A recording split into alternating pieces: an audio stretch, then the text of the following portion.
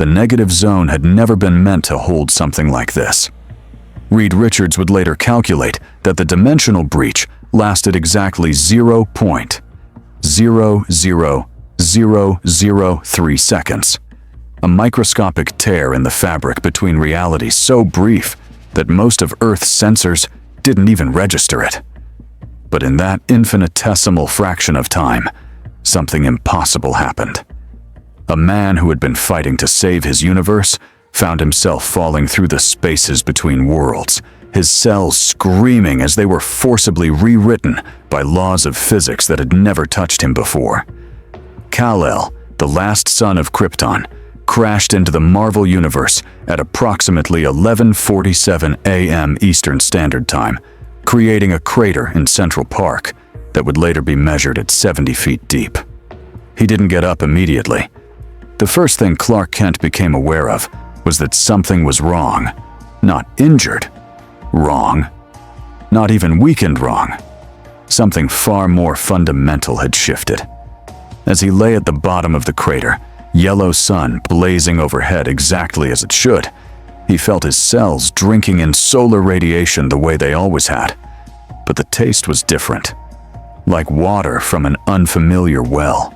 Pure, nourishing, but alien. He rose slowly, debris cascading off his red cape. His hearing extended outward automatically, and he nearly staggered. Too much. Not the familiar hum of Metropolis or Gotham. This city, and he could hear enough to know it was massive, thrummed with energy signatures he'd never encountered. Technological frequencies that made Lex Luthor's innovations seem quaint. Biological readings that defied explanation. And underneath it all, on a sort of background radiation that felt almost alive, as if reality itself was more flexible here, more willing to bend. NYPD, stay where you are. Clark turned to find a dozen police officers at the crater's rim, weapons drawn. Not kryptonite-based weapons or exotic LexCorp technology. Just standard firearms that couldn't hurt him if they fired for a year straight. But their fear was real. Their confusion was genuine. He rose slowly into the air and felt the collective gasp as much as heard it. "I'm not here to cause trouble," he said, keeping his voice calm, his hands visible. I think there's been some kind of accident. Can someone tell me where I am?" "You're in New York City, pal," one officer called back, gun still trained on Clark's chest. "And you just destroyed about $2 million worth of public park. So how about you come down here nice and slow and we'll—" The officer's radio crackled, a voice Clark's enhanced hearing could pick up clearly. "All units, code red. We've got a situation developing in Times Square. Unidentified energy signature, possibly. Jesus Christ, is that a portal? All available units respond immediately." The officers exchanged glances. One spoke into his radio. "Dispatch, we've got our own situation here. Flying metahuman, unknown capabilities, significant property damage. Everyone has a situation, Officer Chen. Whatever you've got, it's gonna have to wait. We've got reports coming in from the Baxter Building, Avengers Tower, and S.H.I.E.L.D. Something big is happening." Clark's jaw tightened. Different universe or not, people in danger was a universal constant. "I can help," he said. Yeah?" The officer's voice dripped skepticism. "And why should we trust you?" "Because," Clark said simply, "it's the right thing to do." Before they could respond, he was gone. A red and blue blur streaking across the Manhattan skyline at speeds that left sonic booms in his wake. Times Square had been evacuated, which was probably for the best, given the swirling vortex of purple-black energy that had opened 30 feet above the street. Clark hovered at a safe distance, his vision cycling through various spectrums as he analyzed the phenomenon.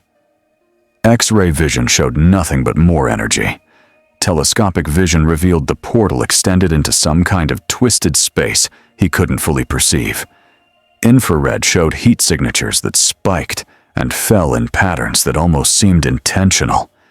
And then something came through. The creature was massive, easily 15 feet tall, vaguely humanoid, but covered in what looked like living darkness that writhed and pulsed. Its eyes, if they were eyes, glowed with that same purple-black energy. When it roared, windows shattered for 3 blocks. Clark moved without thinking, positioning himself between the creature and the fleeing civilians still streaming out of nearby buildings. "Hey," he shouted. "I don't know what you are or where you're from, but you need to stop right—" The creature's arm extended impossibly, stretching across the distance between them in a fraction of a second. Clark barely had time to raise his arms in defense before the impact sent him crashing through a building. He burst out the other side in a shower of glass and concrete, surprised. Not hurt. He'd felt the impact, certainly, but it was more shocking than painful. This thing had actual strength behind it. The creature was advancing on a cluster of people trapped behind an overturned taxi when Clark returned, this time ready. He hit it with enough force to move a planet, and was gratified to see it actually stumble back several steps. "Okay," Clark muttered, "so you can be hurt. Good to know." He pressed the advantage, delivering a combination of blows that would have pulverized any opponent from his world. The creature reeled, that living darkness rippling and cracking under the assault. Clark drew back his fist for a finishing blow, and stopped. Standing on a nearby rooftop was a man in red and gold armor, one palm raised and glowing with barely restrained energy. Next to him stood a figure Clark recognized, even though he'd never seen him before. A man in red, white, and blue armor, carrying a circular shield. Captain America, which meant the armored figure was almost certainly Tony Stark. "New guy," Stark's voice boomed through external speakers. "Might want to duck." Clark's instincts, honed through years of fighting alongside the Justice League, kicked in. He dropped. A beam of concentrated energy, far more sophisticated than anything he'd seen from Lex Luthor, sliced over his head and struck the creature dead center. It shrieked, stumbling back toward the portal. Captain America was already moving, that famous shield flying through the air with impossible precision. It struck the creature's leg, causing it to topple. The shield ricocheted back to Cap's hand, as if magnetized. "Stark, we need to close that portal before anything else comes through," Cap called. "Working on it." Stark's repulsors flared as he rocketed toward the vortex, some kind of device deploying from his armor.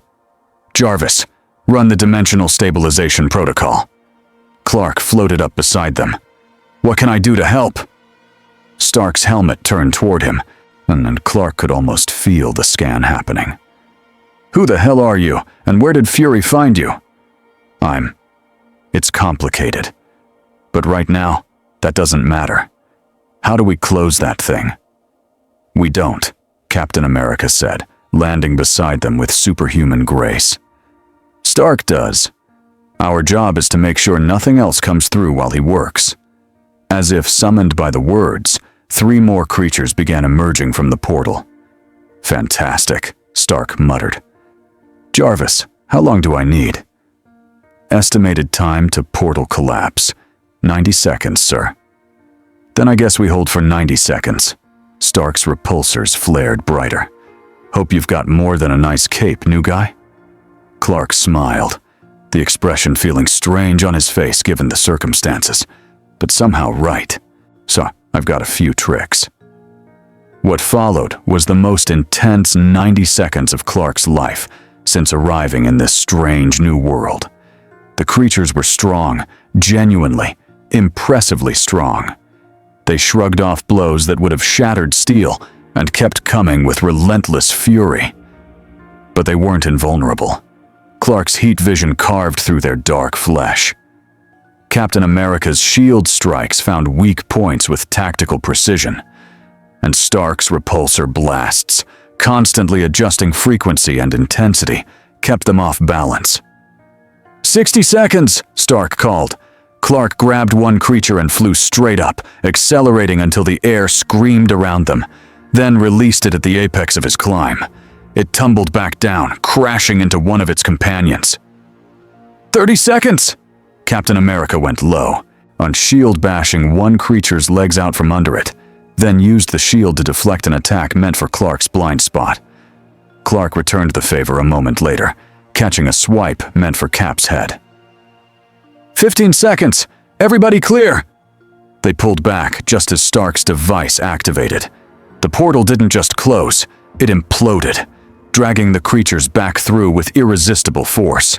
Their shrieks cut off abruptly as the vortex collapsed into nothingness, leaving only scorched pavement and silence.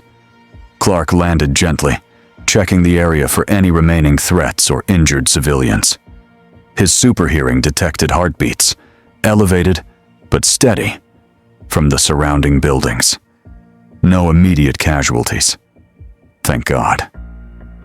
Well, Stark said, his faceplate retracting to reveal a face that managed to look both exhausted and amused. That was fun. Would Jarvis run a full diagnostic and start working on a way to predict those dimensional rifts before they... He stopped, because Clark had suddenly gone rigid, his head cocked at an odd angle. What is it? Captain America asked, immediately alert. There's something. Clark's eyes narrowed. A heartbeat. Faint. Underneath the rubble from that building I crashed through. Someone's trapped. He was moving before they could respond, landing beside a collapsed section of wall. His X-ray vision confirmed what his hearing had detected. A woman, unconscious, pinned beneath a steel beam. Stand back, he said softly. He didn't wait for confirmation. His hands found purchase on the beam, easily several tons of twisted steel, and he lifted it as casually as picking up a newspaper. He reached down and gently extracted the woman, and cradling her with infinite care as he rose. She needs medical attention, he said. I can hear internal bleeding. Is there a hospital? Already on it, Stark said, and Clark could hear the sirens approaching. Ambulance will be here in 30 seconds. A pause. Did you just lift a 5-ton beam one-handed? Clark set the woman down carefully, checking her pulse, adjusting her position to keep pressure off the injury. Is that unusual here? Stark and Cap exchanged a look. Kid, Stark said slowly, I'm going to go out on a limb and guess you're not from around here. No, Clark admitted, straightening up as the paramedics arrived. I'm really not. Then I think, Captain America said, his voice friendly but firm. You'd better come with us. We have a lot to talk about. The Avengers Tower was everything Clark expected, and nothing he was prepared for. Technologically, it made the watchtower look almost primitive. Stark's AI, Jarvis, seemed to permeate every surface, anticipating needs before they were voiced. The view from the common area on the 73rd floor showed a Manhattan that was both familiar and utterly alien. And then there were the Avengers themselves. Captain America, Steve Rogers, had been courteous but cautious during the flight over, asking questions that Clark answered as honestly as he could. Yes, he could fly. Yes, he was strong. No, he wasn't from Earth. Not this Earth, anyway. That had gotten Stark's attention. Now Clark sat in what Stark called the debriefing room, facing not just Cap and Iron Man, but also a woman with red hair and the expression that suggested she could kill him 6 different ways before he finished blinking. Black Widow, Stark had introduced her as, a massive man with a mechanical arm that gleamed in the overhead lights. The Winter Soldier, though Cap called him Bucky. And most striking of all, a man who stood nearly as tall as Clark himself, with long blonde hair and eyes that seemed to see far more than they should. He wore armor that looked ancient, and carried a hammer that Clark's enhanced vision identified as being made of a metal he'd never encountered. Thor, the man had introduced himself, clasping Clark's hand in a grip that actually registered as firm. Son of Odin, protector of Midgard. Clark Kent, he'd replied. Son of Jor-El. I guess I'm out between jobs at the moment. Now they sat around a conference table while Clark explained, as best he could, what had happened. The fight with Darkseid, the dimensional breach, waking up in Central Park with powers that felt both familiar and strange. Another universe, Stark mused, fingers dancing across a holographic display that showed data Clark couldn't begin to interpret. Okay, not the craziest thing we've dealt with this month. Jarvis, cross-reference his energy signature with any known dimensional anomalies. Searching, sir. No exact matches found, though there are some interesting correlations with data recovered from the negative zone expeditions. The negative zone? Clark asked. Antimatter universe, Stark said casually, as if that explained everything. Reed Richards. You'll meet him eventually. Assuming we all survive that long. He's been mapping it for years. If you came through there, it might explain the adjustments you're feeling. Adjustments? Black Widow leaned forward slightly. You said your powers feel different here. How different? Clark considered his answer carefully. It's like, imagine you've been playing an instrument your entire life. You know every note, every technique. Then someone hands you a slightly different version of that instrument. It plays the same music, but the resonance is different. The weight is different. But you can still play, Cap said. It wasn't quite a question. Yes. Good. Steve Rogers' expression remained neutral, but something in his eyes had shifted, a calculation being made. Because based on what Stark's sensors picked up during that fight, you're one of the most powerful beings we've encountered, and we need to know if you're going to be a problem. The room went very quiet. Clark met Cap's gaze steadily. In my world, I'm known as Superman. I've spent my entire life using my abilities to help people. That hasn't changed just because the universe has. Pretty words, Black Widow said softly. We've heard pretty words before. Aye, Thor rumbled, and there was something almost amused in his tone. But I sense no deception in this one. His bearing speaks of honor. The Norse god tilted his head thoughtfully. Though I wonder, you speak of helping people. Yet in my experience, those with great power often find themselves in great conflict. Tell me, Superman, have you ever killed? The question hung in the air like a blade.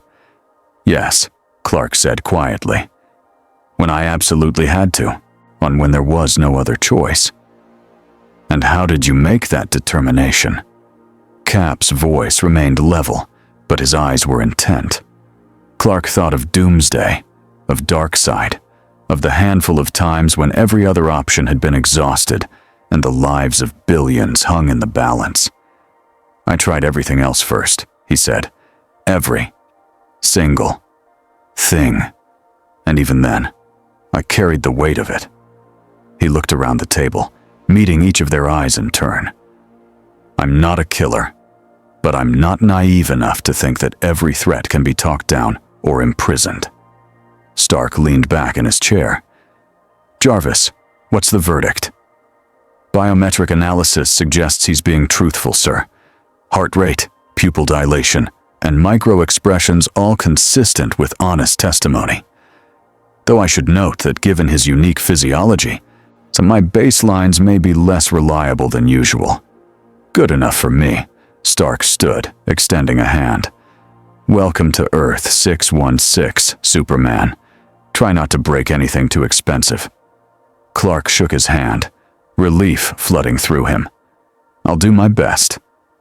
One more question. Bucky spoke for the first time, his voice rough, but not unkind. This universe you're from, you have a way back? The million-dollar question. I don't know, Clark admitted. I don't even know how I got here. And I don't know if my Earth still exists or if... He trailed off, the implications too vast to voice. Then until we figure it out, Cap said, standing as well. You're welcome to stay here. We've got plenty of room. And frankly, we could use someone with your capabilities. The world doesn't stop throwing threats at us just because we're down a member. Down a member? Clark asked. The room's atmosphere shifted again, becoming somehow heavier. "Bruce Banner," Stark said quietly. "The Hulk. He's dealing with some things. Off-world. Has been for months." He forced a smile that didn't reach his eyes. "Which leaves us a bit short-handed in the absurdly powerful heavy-hitter department. Interested in a temporary position?" Clark thought of the Justice League, of Batman's careful planning and Wonder Woman's warrior wisdom, of Barry's jokes and Hal's bravado, of a world he might never see again. Then he thought of the people in Times Square today, of the woman trapped under rubble who would have died if he'd done nothing, of the fundamental truth that had guided him since he'd first put on the cape. "On one condition," he said. Stark raised an eyebrow. "Name it." "No killing unless absolutely necessary. And I mean absolutely. If there's another way, any other way, we take it." Black Widow's expression was unreadable. Bucky looked uncomfortable. Thor nodded approvingly. Cap extended his hand. "Deal," he said simply. As Clark shook the captain's hand, he felt the weight of a new world settling onto his shoulders. Different threats, different rules, different allies, but the same mission. "So," Stark clapped his hands together, "who wants to help me design a Kryptonian-proof holding cell for our new friend? You know, just in case?" "Not funny, Stark," Cap said. "I'm not joking. Jarvis, pull up the spectral analysis from the Times Square fight and—" Their voices faded into friendly bickering as Clark walked to the window, and looking out over this strange new New York. Somewhere out there, villains plotted, heroes struggled, people needed help. Same as it ever was. He smiled faintly, his reflection ghosting across the glass. "Don't worry," he murmured to the city below. "I've got you." The next 3 days passed in a blur of activity that left Clark simultaneously energized and exhausted. Energized because helping people was helping people, regardless of which universe he was in. A fire in Brooklyn that he'd extinguished with super breath. A collapsing construction crane in Queens that he'd caught with seconds to spare. A mugging in the Bronx that he'd stopped without even throwing a punch, just hovering there until the would-be criminals ran screaming. Exhausted because this world was complicated in ways his Earth had never been. Mutants, Inhumans, enhanced individuals, cosmic entities, magic users, beings from other dimensions.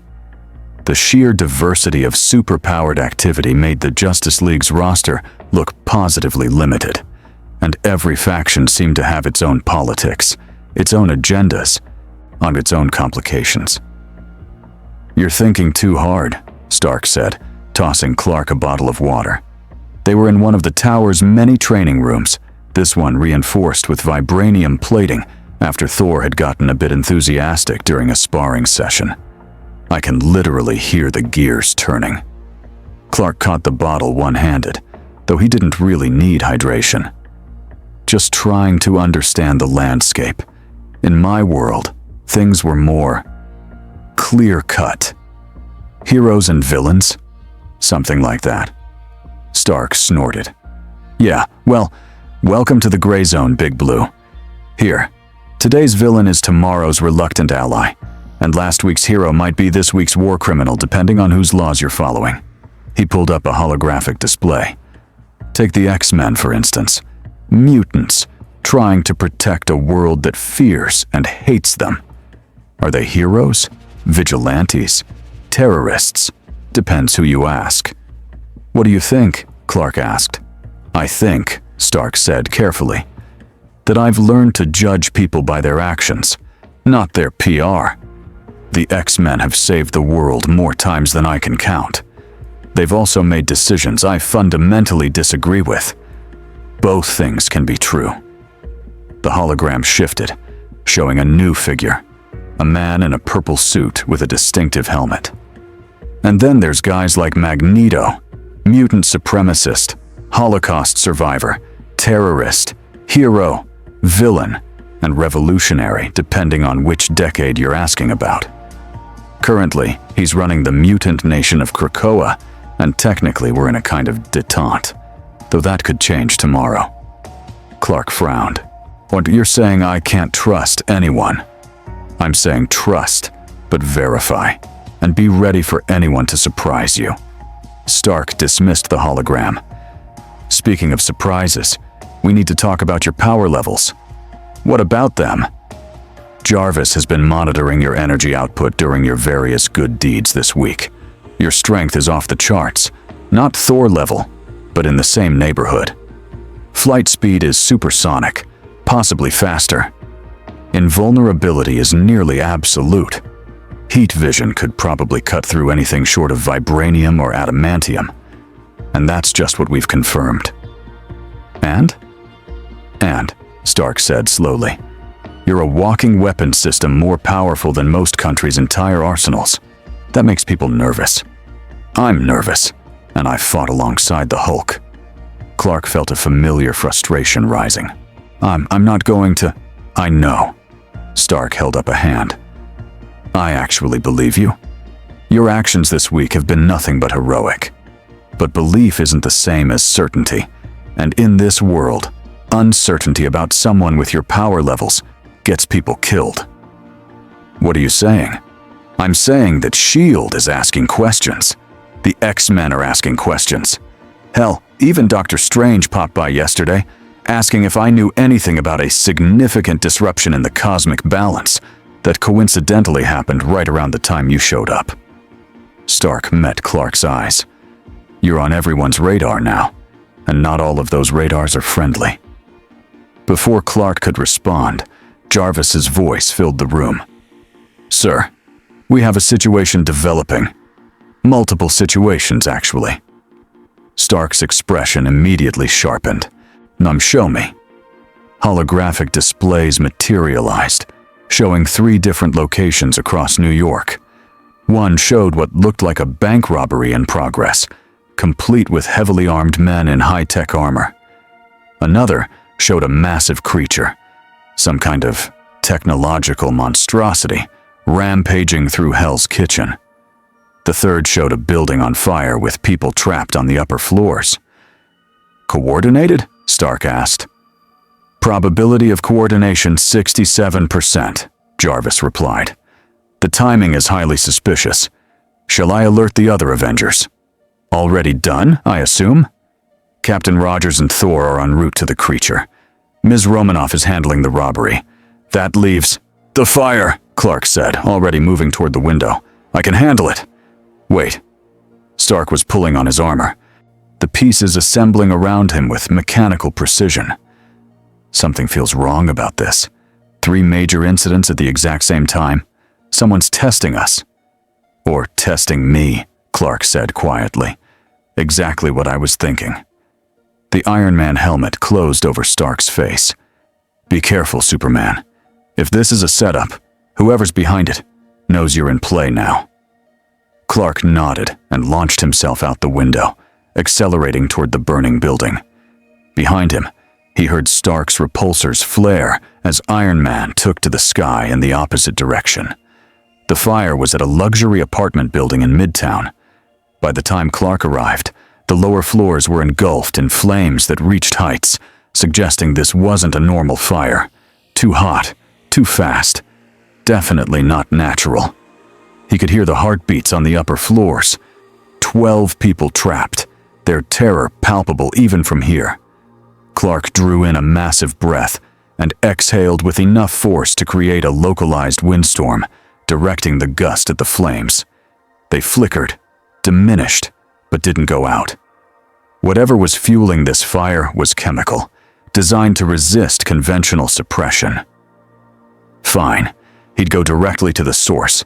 He flew through the flames, feeling them lick at his skin but unable to penetrate his invulnerability, and burst into the building's interior.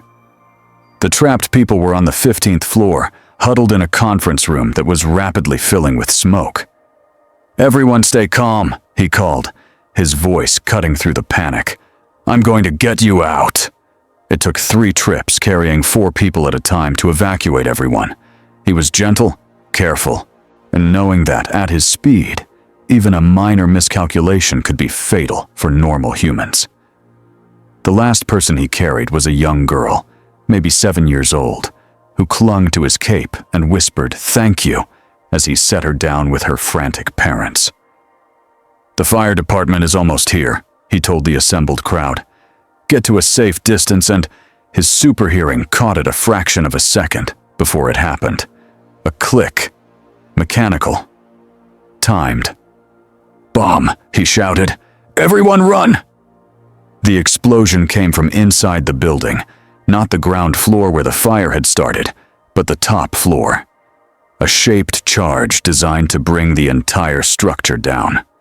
Clark moved faster than thought, flying straight up through the building's interior, through the flames and smoke and collapsing steel. He reached the top floor just as the primary supports gave way, and he did something he'd done 100 times before in his own world, but never in this one. He caught a building. His feet found purchase on the structure below, his hands spread wide, palms flat against steel beams that were already twisting, already failing. He pushed. The building groaned. Metal screamed. Clark's muscles burned with effort. Not pain, exactly, but the strain of opposing forces that could crush mountains. For a moment, he wasn't sure it would work. The physics were different here. His strength, while immense, wasn't operating exactly as it had before. But it was enough. The building stabilized. The collapse halted. Clark held it there, suspended in that moment between standing and falling, and used his heat vision to spot weld the critical support beams back together. Not a permanent fix, but enough to keep it standing until actual engineers could do a proper job. When he was certain it would hold, he descended slowly, landing among the gathered crowd of rescued people and first responders who had just arrived. The fire chief approached, helmet in hand. That was, "I've been doing this job for 20 years, and I've never seen anything like that." "Just doing what needed to be done," Clark said. "Yeah, well, you saved a lot of lives tonight. Thank you." Clark was about to respond when his hearing picked up a voice. Familiar. Mechanical. Iron Man. "Superman, we've got a problem. Big problem. How fast can you get to the Baxter building?" "Less than a minute." "What's happening?" Turns out all 3 incidents were distractions. The real target was Reed Richards' lab. Someone just breached his dimensional portal research facility, and if they get their hands on that tech, Clark was already airborne. On my way. He pushed himself faster than he'd flown since arriving in this world, breaking the sound barrier multiple times as he rocketed across Manhattan. The Baxter building loomed ahead, a massive skyscraper that housed the Fantastic Four's headquarters and Reed Richards' countless research projects. Iron Man was outside, trading repulsor blasts with a figure Clark recognized from the files Stark had shown him earlier. A man in green armor with a distinctive hood and cape. Dr. Doom. "Ah," Doom's voice rang out, amplified and imperious. "The Kryptonian. How fortunate. I was hoping to meet you." Clark landed between Doom and the building. "I don't know who you are, but you need to stand down. Now. I am Victor Von Doom, ruler of Latveria, and I bow to no one." Doom raised his hands, and energy crackled around them. "You are a stranger to this world, Superman. You do not understand the forces at play. Richard's dimensional research could destabilize entire realities. I seek only to prevent catastrophe." "By stealing the research," Iron Man interjected. "Pull the other one, Doom. Mock me if you will, Stark, but I have seen what lies beyond the veil. Your Kryptonian friend is not the first traveler between worlds, and if Richards continues his reckless experiments, he will not be the last." Doom's gaze fixed on Clark. "Tell me, Superman, do you even know what brought you here? Was it accident or design?" Clark hesitated, and in that moment, Doom struck. The energy blast wasn't like anything Clark had experienced. It didn't hurt exactly. His invulnerability held, but it felt wrong, like something trying to rewrite him at a molecular level. Magic, Iron Man said grimly. Doom's a tech genius, but he's also one of the most powerful sorcerers on the planet. Your invulnerability might not apply. Clark felt it now, that same wrongness he'd experienced when he first arrived. This universe had different rules, and apparently one of those rules was that magic could affect him even when physical force couldn't. He'd have to adapt. Again. Last chance, Clark said. Walk away, or I'll make you walk away. Doom laughed. By all means, try. What followed was a battle that lit up the Manhattan night sky. Doom's magic was versatile and deadly. Energy blasts that phased through Clark's defenses, shields that absorbed his punches, illusions that confused his senses. But Doom had never fought someone with Clark's combination of powers. Heat vision to disrupt spellcasting, super speed to avoid the worst of the magical attacks, strength to shatter Doom's mechanical defenses when magic wasn't in play. Iron Man provided support, his advanced sensors tracking Doom's energy signatures and feeding Clark tactical data through quick radio bursts. He's pulling power from an external source. If you can disrupt the connection. There, that amulet around his neck. Clark saw it, a small crystal glowing with eldritch energy. He feinted left, then used super speed to close the distance before Doom could react. His hand shot out, grabbed the amulet, and crushed it. The effect was immediate. Doom's shields flickered and failed. His next spell fizzled mid-casting. Impossible, Doom snarled. That amulet was forged in the fires of... Clark's uppercut sent him flying 3 blocks and through 2 buildings.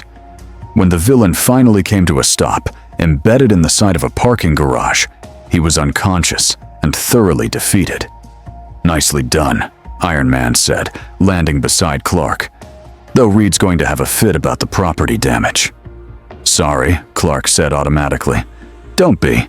Doom's been a thorn in our side for years. This is honestly pretty restrained by our usual standards. Stark's helmet retracted. But he was right about one thing. What's that? Your arrival here. Too many coincidences. The dimensional breach, the timing, and the way your powers adapted to this universe's physics. Stark's expression was troubled. Someone might have brought you here on purpose. Before Clark could respond, a new voice cut through the night. He's right.